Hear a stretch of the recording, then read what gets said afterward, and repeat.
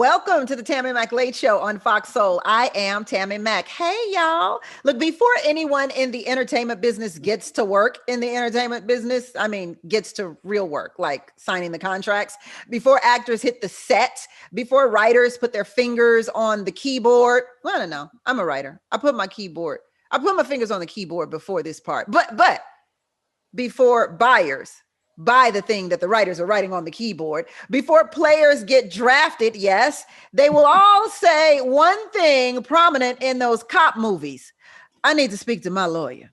In order to make sure entertainers receive the best deals and to prevent being taken advantage of, lawyers play their roles on the proverbial stage of life. Tonight, the business of being Black on the Tammi Mack Late Show is navigating Hollywood with Black entertainment attorneys. Please welcome sports and entertainment attorney and the president and founder of Plummer Law Group, Tabetha D. Plummer. Hi, Tabetha. Hello, Tammi Mack. How are you tonight? Lovely. Now that I have all these brilliant people on the show, I can't be anything but happy. Like, how am I gonna be mad tonight? It's impossible. Senior Business Affairs Executive at Amazon Studios, Marjorie Williams. Hi, Marjorie. Hi, Tammi. Good evening, everyone. A partner at Fox Rothschild who specializes in entertainment and sports law, LaRon E. Rogers. Hi, LaRon. Hello, Tammi. Thank you. Thank you for being here. And the head of business and legal affairs at Saban Music Group, Charles Hamilton. Hi, Charles. Glad to be here, Tammi Mack. Did I say the music group correctly? Perfectly. Yes. Just want to make sure. So let's start with the question that I ask every night. Why should Black people care? Why should Black people care about Black entertainment and or sports attorneys? Why should Black people care? Ooh. I want to start. Go ahead. Let's go. Let's rock and roll. Let's get this party started. I do not want to reduce us all to slavery. But when you come out of that with no thing, the thing that comes out of your head is a thing that you own. And so it's really important for Black people who produce any kind of thought, idea, music, writing. It's a thing no one can take away from you unless you sign the wrong contract. Hold on, Charles. You're speaking already. You're speaking too soon. We got to warm up on the show now.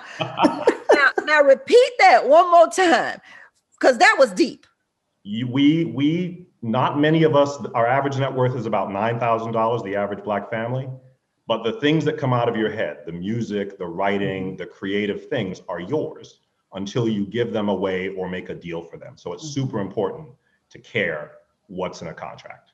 And a lot of us have made deals with the devil, honey. We have made some deals with the devil. Why should Black people care, LaRon, about Black entertainment or sports attorneys? Sure. Black sports and entertainment attorneys, we're the buffer between those that want to rights grab and take many of the rights that our creatives have, and then those that, of us that we're protecting on behalf of the talent, most likely, or the creatives, to make sure that they're getting their just due. What does that mean? That means getting the money they're supposed to get, maintaining the rights they're supposed to get, make sure they're getting the back end that they're supposed to get in the future, and just making sure overall that the deal is fair. Not every deal is the same. There's leverage, right? Everyone knows we have leverage points. And a really good entertainment sports lawyer understands that what's the leverage and what's the difference between a $2 million deal and a $200,000 deal, and when you have enough leverage to get one or the other. That's what really counts from experience. Attorney Plummer. Yes, ma'am. Why me as a Black entertainer? Why should I care about Black entertainment lawyers? Well, you should care because you want somebody who can speak your language, somebody who can understand what your needs, understand what your needs are, and who can convey that to the other side to the people who are on the other side of the deal, and come back with what it is that you need, because they understand both sides of the situation. Marjorie, let's get in here. The first thing that came to my head is no one ever asked why you should care about a white entertainment attorney. Ooh, So you gonna slap the host like that? Oh, sorry. I throw shade at the host like that, attorney Marjorie. Okay. I take my licks and keep on ticking. Nobody asked why you should have a white entertainment. You're absolutely right. But, the other thing that I think is becoming clear, and all my colleagues have already touched upon the major thing, but where I sit on the buyer side, there aren't a lot of us either. And so I think, we're tired of being the only ones in the room. And it's a relationship-based business. And those people that actually represent the talent, they can only continue to get the next deal based on you're typically only as good as your last deal or who you're known for representing. So if the talent and the entertainers would spend more time and really kind of focus on hiring Black attorneys, then there can be more voices in the room, throughout, because they're able to get the better deals and they have more relationships, and people think, oh, they're actually able to get me the deals that I want, or to get me, the projects made, because they have those relationships. Just in this first 4 minutes, I have so many questions now, but I do want to ask, when we talk about Black attorneys, is there more of a concern for Black entertainers from Black attorneys? Like, do you share a special, or do Black people share a special place in your heart when you're working for them? Or is it, hey, a client's a client's a client? I mean, I'll take that. I mean, there's no doubt I got into this business first as a sports agent in law school because I wanted to help that athlete and make sure that they were taken care of, right? And then I transferred over as I transferred into the entertainment space. But yeah, I care more. These are people that I relate to. I have a personal relationship with my clients, and I just believe wholeheartedly in general that Black attorneys care more. But it's about the culture. It's about preserving what we have, and making sure it's fair. I think we're personally vested. I know everyone on this panel personally, and each of them are personally vested in the success of our respective clients, no matter if it's a corporate client or an individual talent. So there's no doubt. Yeah, we care more. So Charles, I want to talk about these ideas that you talked about, how we have these ideas and these ideas are worthy, they're worth something. But my question becomes, how can you put a value on your ideas? How can you put a value on yourself? How do we value ourselves when it comes to cutting deals and getting checks written and signing contracts? How does one value? How would I, Tammi Mack, value myself? Well, I think, Tammi, it's a great question. You start by valuing what you do and believing it strongly enough to come to LA, hang out, and put up with the things you have to put up with to become a success at some point, or wherever it is you sort of stop and grow your career. I think part of what BESLA does, the Black Entertainment and Sports Lawyers Association does, is allow Black lawyers who all may have gone to different law schools, may have been the only one or one of few in their classes, to share intelligence in ways that people who have a more established tradition in the business can do. So if I don't know whether an offer for a television project is the right number, I call Marjorie. You know what I mean? We can call each other and get answers to questions and sort of get collective intelligence, because you're only worth what someone's willing to pay. But if you hire the smart person, you can get your maximum price. Are you worth what someone's willing to pay, or can you value yourself more than what someone's willing to pay? If your leverage, which LaRon was talking about, Attorney Rogers, if your leverage is walking away from the deal altogether. I'm sorry, you said something really powerful there, because one of the things that's the most exciting part for any lawyer in this room or on this Zoom is when you are able to walk away from a deal, it's a superpower. What it requires is you understanding your worth and also understanding the business you're in, understanding the value of it. There are people who collapse when they can't make a deal with a buyer. And then there are people who make their own market. And there are examples all over the business of people who did that, like starting with Master P and continuing through Issa Rae. So it is true that believing is how you first establish the value, but pricing it and getting the deal closed and making sure the math and the background, because my music deals are 80% math and 20% law. It's important to get the right representative that also shares your passion for your work. Yeah. When you mentioned Master P, I immediately thought about Ice Cube, because Ice Cube for me was the person who made it. This is weird. This is gonna sound real weird, y'all.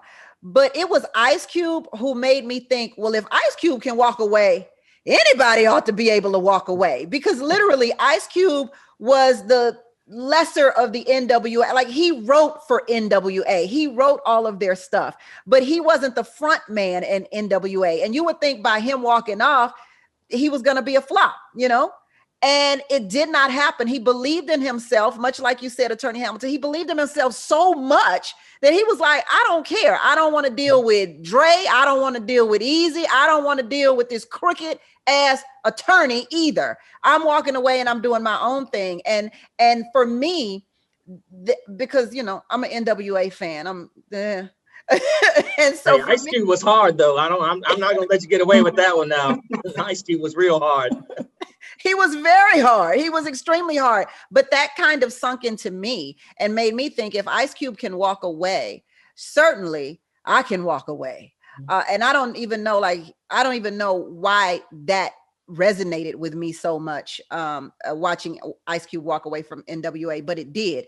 You all are going to have to watch me walk away into a commercial right now. We're coming right back on the Tammi Mack Late Show on Fox Soul. Welcome back to the Tammi Mack Late Show on Fox Soul, where tonight the business of being Black are Black entertainment and sports attorneys. Please welcome sports and entertainment attorney and the president and founder of Plummer Law Group, Tabetha D. Plummer. Also, senior business affairs executive at Amazon Studios, Marjorie Williams. Partner at Fox Rothschild, who specializes in entertainment and sports law, LaRon E. Rogers is with us, and the head of business and legal affairs at Saban Music Group, Charles Hamilton. So I wanted to jump to you, Attorney Williams, because Attorney Hamilton was talking about the value in ideas and how you're worth what people pay you. And so the question to me becomes, if you have the leverage of walking away, is that a good thing to walk away? And particularly when you have nothing to walk away to? So I think that answer is going to be individualized for each artist. I think we certainly have seen examples of artists who have walked away from deals and have, you know, come back and have really thrived and set their market value once they did Ice return. Cube, like I mentioned, Ice Cube is one. Exactly. And I think, on the music side, like, people know Prince, right?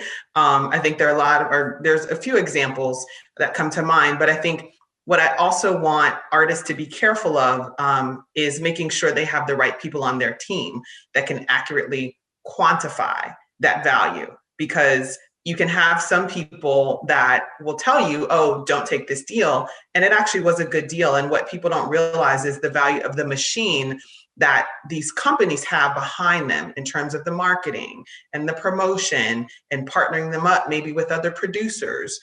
So those are some of the intangibles that people don't think about when they're solely focused on what they're bringing to the table. I would just remind them there are other aspects that they need to factor in when they're opting to walk away. That doesn't mean don't do it, but I think, again, it's really important for you to have people who really understand the market and understand you as an artist and what you really bring to the table. But Attorney Plummer, what about reimagining what that means, what Attorney Williams was talking about? Because she made me think of Tyler Perry. Tyler Perry, who understood his own power and his power with his people. He didn't need any of that the industry, nothing he's ever done has been industry standard. It has all been his way. And we clearly see the advantages that he and the rewards that he's reaped from doing it his way. Well, here's what's really interesting. I had the benefit of doing some work on one of his first plays, and what Tyler was able to realize and capitalize on is the fact that he had an audience with the Black church, and he recognized the Black buying power. And when he did that, and people realized that he could route a play and put butts in the seats and sell them out night after night after night, then Hollywood woke up and was like, well, wait a minute. You've got this power over here. we need to give you a deal. We want to support you now. And I think kudos to him, especially when you look at what he's doing down in Atlanta, because he was then able to leverage that and grow his platform. And I think that's an amazing thing and an amazing place to be. Yeah, my thought when it comes to that, the reason why I bring him up is because I believe he saw a power not only in himself, who is a Black man, but he saw power in Black people, and he saw power in the Black dollar. And this is where we lose our power, when we give it to other people. So if one Black man like Tyler Perry can take advantage of our Black power, then why is it that other Black people can't seem to do it, but white people still take advantage of our Black power? And we hear these stories over and over again about these bad contracts, these shiesty deals, how white people take our publishing, how, I mean, we hear it over and over again, but yet we still seem to think that, a term that has become pretty frequent on my show, we still think that the white man's ice is colder. LaRon? I can take that. So let's unpack that a little bit, right? Again, kind of going back to the power of having a knowledgeable entertainment attorney. It's not necessarily that you're entering into a bad deal, because if you have a knowledgeable entertainment attorney, like I would never sign my name on a contract for a client that's a bad deal, that they're just giving away too much. Like I'd rather say, go get another lawyer. If you want to sign that, I'm not putting my name on it, right? But there are people who sign contracts before they ever get a lawyer. And those people oftentimes end up getting into bad deals, because when I represent someone on the buying side, I send the buyer's contract. I don't send them something that's super friendly to the talent, because I don't represent you. So you have to understand that that contract that you get is not meant to be in your best benefit. And there is no such thing as a standard contract. So it's up to you to go out and get someone who's knowledgeable, that then talks with you and demands not only economics, but then some of the other protections and language that give you rights and preserve rights for you in the long haul. So, I don't fault the big record labels. I don't fault the television film production companies. At the end of the day, talent has to take responsibility for making sure their rights are protected. And that's what we're trying to get across here, is that you have to take the onus on you, and you have to make sure you go out and get someone that knows what the heck they're doing, and they protect your rights. Yeah, absolutely. Well, can I jump in? Please. May I jump in? I think that it's not just that. The talent has to be present. I try to figure out how to take a 50-page contract and condense that conversation and make it as short and bite-sized as possible. And pre-COVID, I could at least look at them, because I'd like to do it in person so that I could look at them to see when their eyes would glaze over, so that I would know I need to pull it back or I need to speed it up so that we can get through, because we got 20 more pages. We only got through 30. So it's really important for the talent to take some ownership. Don't just sign anything. So often you see them, they're nervous or they're scared, or somebody told them if they don't, or if they fight, or if they go get a lawyer, man, I got you. And then they sign these documents, and then they come to you, and then you're forced to fix it. So between what LaRon said and then taking ownership and asking questions and being present, the music business is probably one of the few businesses that you could get into and not know anything about it. Yeah.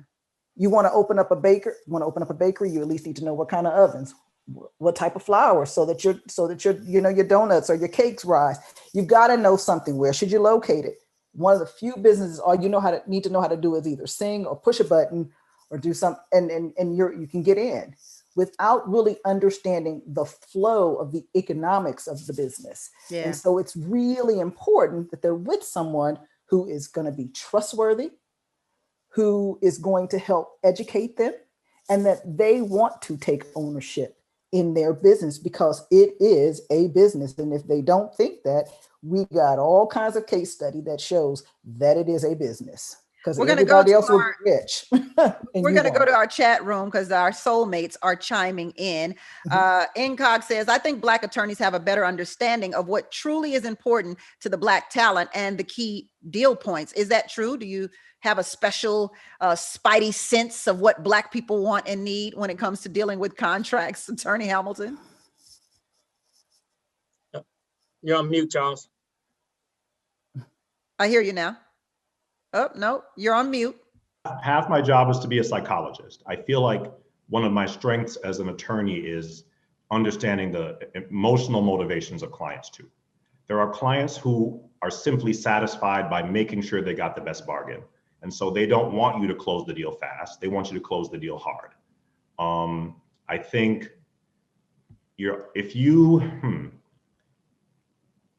I think it's just important to make sure to what Tabetha said, it's a business. So if you're not prepared to study it like a business, if you're not prepared to do the extra work you have to do to open a bakery, research it, find out what it's about, then you will fail and be taken advantage of. And you will pick a bad team because you may think that the important thing in your manager is someone you've known since you were a child instead of someone who knows the business.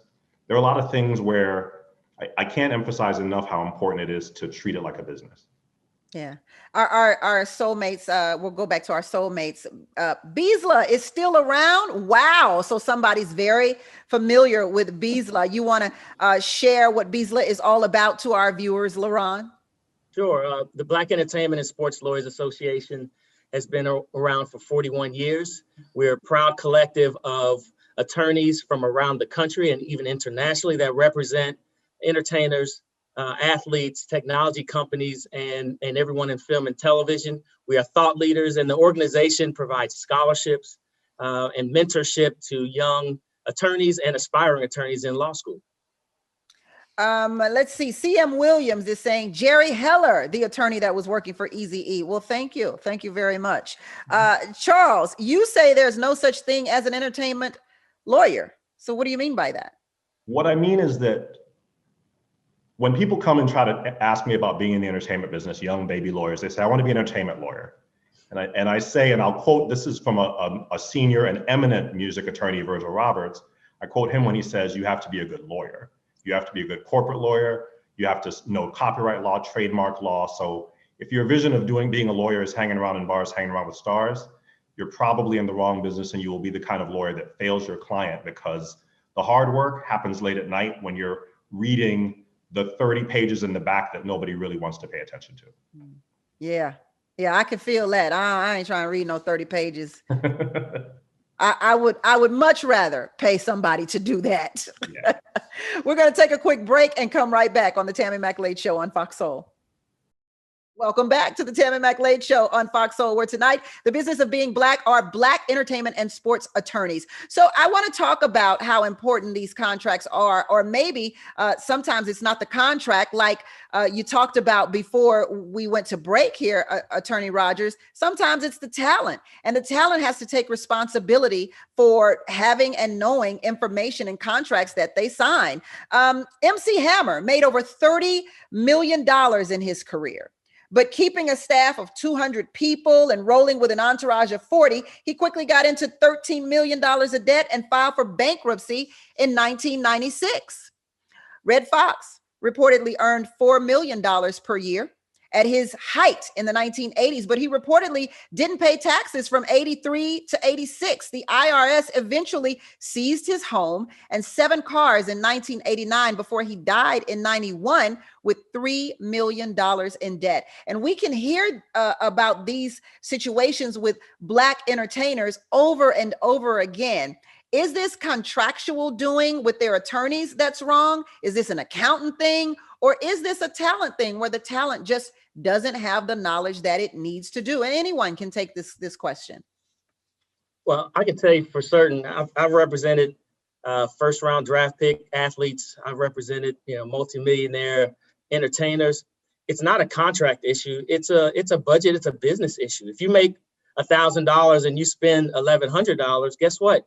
You're broke, right? And it's a simple kind of economics. And so it's really about understanding and having a team around you to make sure you're paying your taxes, that you're putting away money for savings. And, I personally have conversations with clients when they first get that first check. I explain to them, because most of them haven't paid taxes before. I explain that 30% plus is going to your silent partner, the IRS. They're like, who, what? What's FICA? They don't know all that, right? So you have to start to educate. And I think that's what everyone here on the panel does. We educate our clients so that they can be informed. But at the end of the day, we can, as lawyers, we can make sure the paperwork is correct and the money that they receive is correct, but we don't necessarily control spending. And I think that's what you're talking about with MC Hammer and some of the other talent. And it's not limited to Blacks. There are a number. It's just people who fail to plan their economic lives. And I don't want people out there to think this is something that's limited to Black folks, because it's just not. Attorney Plummer? Well, I was going to say, when a client's going out on tour and they want to bring 5 extra people, or they want pyro, all of that costs money. And so when you sit them down and you show them how it impacts their bottom line, that is helping educate them. So if you want to make that decision, it's up to you, but you make that informed decision. Here, you sign off on this budget so that you know what it is that you're doing. So that 5 years from now, and you're not saying 5 years from now, but you hold them accountable for their decisions, and you give them options, but you hold them accountable for that. Yeah. Marjorie, Amazon puts out original movies and TV shows, and also license an entire library of previously produced content. So what is your day-to-day, what does that look like at a streaming service, and how does it differ from being at a major network like a BET or an NBC? Sure. So, or a Fox. First, right. High five, people. So let me start with my day-to-day, which is fairly similar to a network. I've previously worked at Viacom, at BET, Comedy Central. So I have that context. So at Amazon, I am the person that once our creative team decides that either want to go after a pre-existing show and license it, or more specifically for me on the original programming side, they want to hire a writer to write a script, or they like a book and they want to turn a book into a TV show, or they want to hire talent, an actor and actress to be attached to a program, or we want to hire a director. I'm the person that first talks to the creative team. They tell me what they want me to go after, and then I negotiate those deals with the Larons, the Tabethas, and agents and managers on the other side of deals. So that's the front end. And then I think the biggest difference of being at a streamer versus a traditional network, we're not constrained to the traditional broadcast window. So whereas in the past at a network, you have seasons where, pilot season is the typical time that actors are trying out for programs. We don't have that kind of, spike. We have the ability to put things up on our service whenever. And also we are, I think, I can tell you from Amazon particularly, there's a certain degree of freedom that allows us, I think, to be more innovative. So whereas certain networks, you really only can go after a certain type of programming that would be a fit or be a match for what your actual content team desires to produce. I think streamers can produce a lot, or they can go after more content and a broader array of things, and they can take more risks. Yeah, absolutely. So do you actually get your hands on content at all? I don't in this role, but at networks, I have been the person that at times may review content that's being produced for intellectual property concerns, to make sure, for example, there's not things that have been put in the background that need to be licensed, depending on if I'm working with our standards and practices team. I think that was a big issue. I want to say it was on Blackish, where one of the episodes were pulled from network TV, but then later on it was able to be shown on a streaming platform. And it was because the standards and practices team, I think, was involved in that decision that the content of that episode was a little bit too controversial for that network. So attorneys definitely were heavily involved at times. we're the people who creatives hate the most because they feel like we're chopping down their creative tree. But there's always the balance of the network at the end of the day. They're the ones that are going to be exposed to the risk.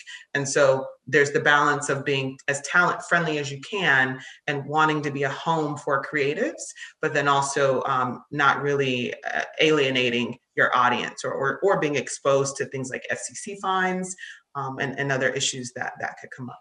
But does Amazon, is that something that Amazon has to take into consideration? So streamers have a lot more leeway because there are different legal restrictions. They don't have as many restrictions as you would if you're a broadcast but network. Streamers so don't apply. Streamers aren't, FCC rules and regulations aren't applicable to streamers, are they? Right. No, that's my point. So it's the opposite. They have a lot more latitude.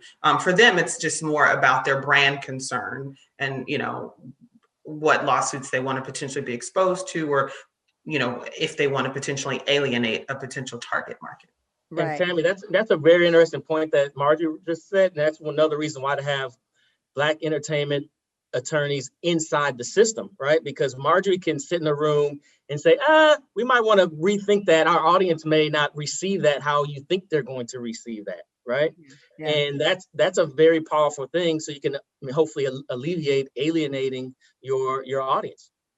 And Marjorie, you talk about some of the reasons why attorneys would be in the room when it comes to content. I want to mention the movie The Hangover, where Mike Tyson was in the movie, and then there was a tattoo that someone else, you know, copied of Mike Tyson in that movie. But the movie company, the production company, was then sued over the rights and licensings to that tattoo of all things.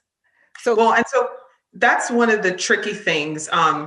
You can only base your analysis off the information that you have, right? So if your creative teams, it could have been, and I don't know who thought of the idea of that tattoo, but someone saw it and said, oh, this is what we want to paint on his face, right? So the lawyers didn't know that someone didn't create that from themselves, you know, as their own in their head and their IP. They didn't know that they probably saw it and copied it from somewhere else.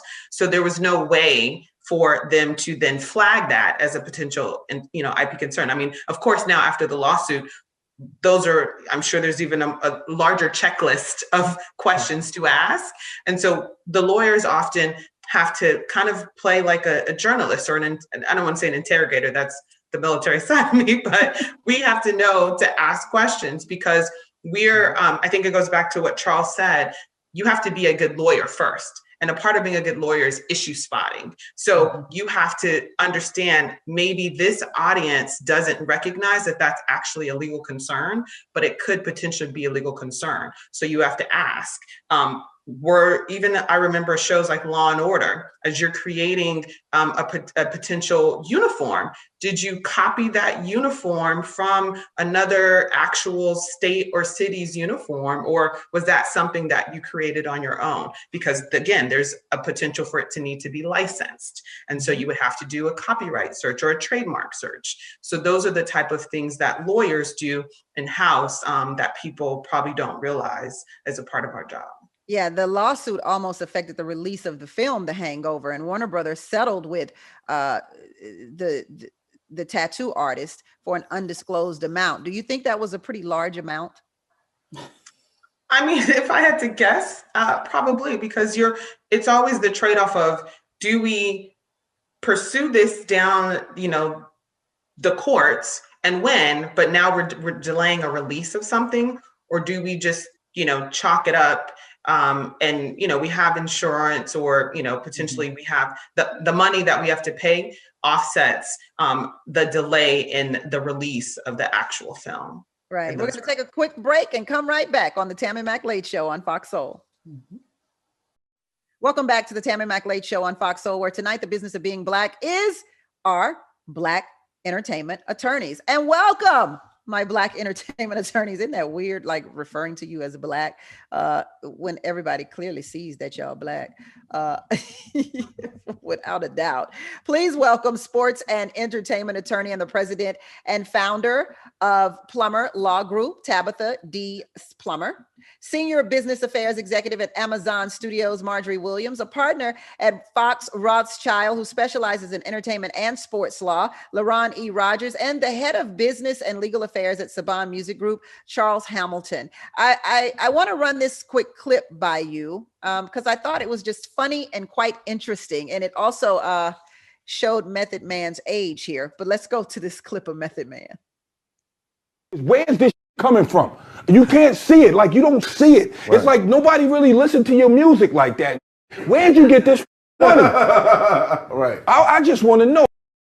So Method Man in a barbershop talk kind of setting, asking where today's artists are getting all this money. So much money that they're able to fly private jets and hold it up to their ears. So my question comes with, are these new artists today, they are making a significant amount of money, double, triple, even quadruple times of the money that we talked about earlier, like the Red Foxes and the MC Hammers. So can people like Cardi B and Travis Scott, can they maintain the types of money that they make? Cardi B is reportedly worth $24 million and Travis Scott is said to be worth $50 million. Could they go broke? What are some of the challenges that they're facing today as an artist? Could this be a repeat, or is it so much money that they could never go broke? Well, let me tell you, one of the things that I'm most excited about the younger generation of content creators is that they take such an entrepreneurial approach. And it doesn't matter if they're a musician or they're creating their own content like Issa Rae, or they're just an influencer. I have clients that you may not have ever heard of, Tammy, and they make 7 figures a year as an influencer because they have a niche and they understand how to do 3 things. They create engaging content, they understand how to distribute that content out to the masses, and then they understand how to monetize that.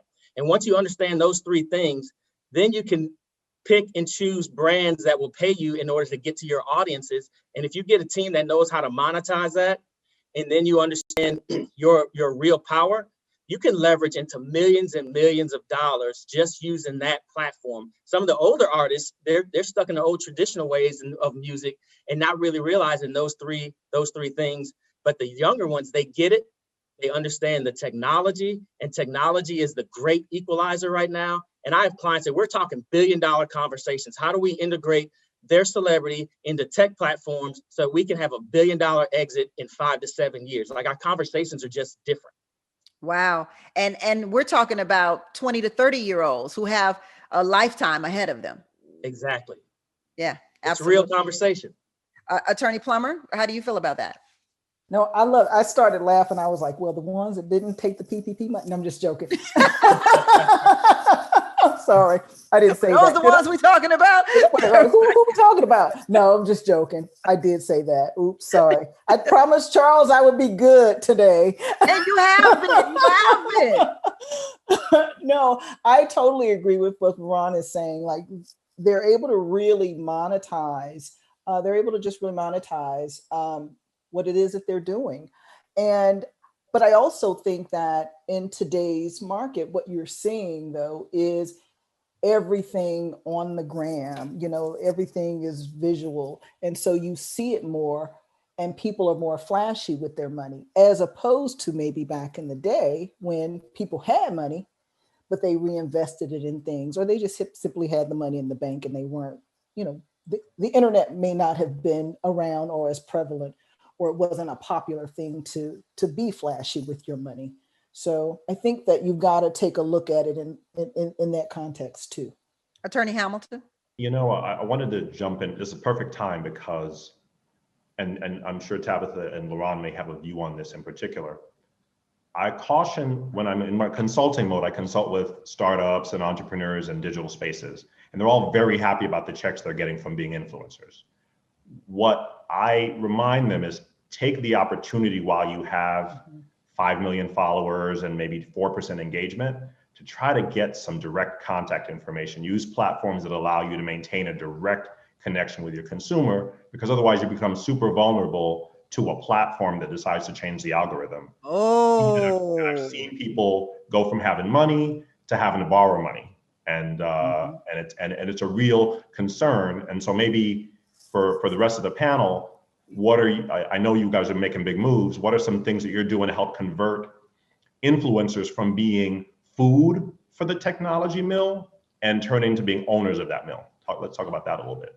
Yeah. Well, I think you called it right there. And when possible, if there are deals to be done, creating a situation where they may even have some ownership, not necessarily in the platform, but maybe in the thing that they are promoting.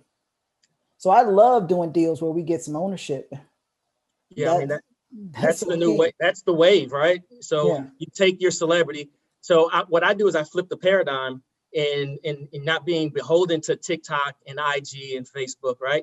You pimp those situations. You use them for their reach, and IG is terrible at their reach now. They want you to pay. So, but TikTok is open. So you'll see everyone post on TikTok first, and then it goes to IG, and your influencers will use those platforms to get it out to the masses, and then attract 3, 4, 5, 10 brands that will pay them. And if it's an upstart brand, we're going to get equity in it, and then we're going to help grow that brand. And it's not very difficult if you have a technology platform or a brand like that, where if if that brand makes $4 million a month in net profit, roughly $50 million a year, and you're a technology company, you can exit for a 20 multiple. That's $1 billion company. So once you start to understand the economics and these influencers understand the power that they bring to the table, then you can, like Tabitha said, we can negotiate for an equity position in those companies because these influencers are bringing eyeballs and customers. And if they understand that value, that's true wealth. That's how you create wealth, and you just change the paradigm. Yeah. Attorney Hamilton, does that food satisfy your appetite? I think, for me, I really want people to know, and this is not a dig at any technology platform, but what IG did was predictable because it's what its owner Facebook did 6 years earlier. Like they get you addicted, they help you build a fan base, but you are their content. You are not their partner automatically, unless in some instances they decide to sort of make a special deal with you. So I just want people to never, especially the influencers who are seeing money for the first time, whose parents told them not to be an influencer and suddenly they're making high 6, 7 figures. More than their parents? Yeah, they just shouldn't take their eye off the ball, which is at some point you have to establish a direct connection so that you can sell that connection to someone else instead of having Instagram sell that connection for you. Yeah, it's in a way, it's kind of equivalent to working for someone in the sense that if you work for someone, they can always fire you. You're expendable. You're on someone else's platform, much like Donald Trump, they can take you off. Right. So, yeah, let's go to let's go grab our soulmates here real quick and see what they're talking about. Jason Bourne says, white people have had access since forever, so they operate by networking. They're likely going to hire their college buddy, frat, brother, kid, not some young black kid thinking it's all about his or her grades. Kim Possible says, can they give their advice? Speaking of you, she's speaking directly to you all. Can you give your advice of Puff Daddy and all of his broke artists? I don't know. I guess she's referring to people like 112 or people who are on Puffy's label that now don't have money. And aren't these new artists on a loan most of the time? I don't think that happens anymore, does it, Attorney Hamilton? There are not many record label advances today, are there? That's pretty antiquated. No, there are still advances. Absolutely. Oh, okay. Yeah, I think there are a couple important things to know when you're an entertainer or an athlete or anything, which is this money typically doesn't last forever. To have a Jay-Z level longevity is so unusual. It's the exception that proves the rule. So I think, but also they have been able to last because they evolve, right? But this is not your forever money. And what an advance typically is from a record label is a non-returnable loan. Like you can't get a non-returnable loan from your parents. So what you do with that non-returnable loan is important, and the kind of deal you get into is important. You cannot, if you are going to sign a record deal, you have to have an experienced music entertainment attorney.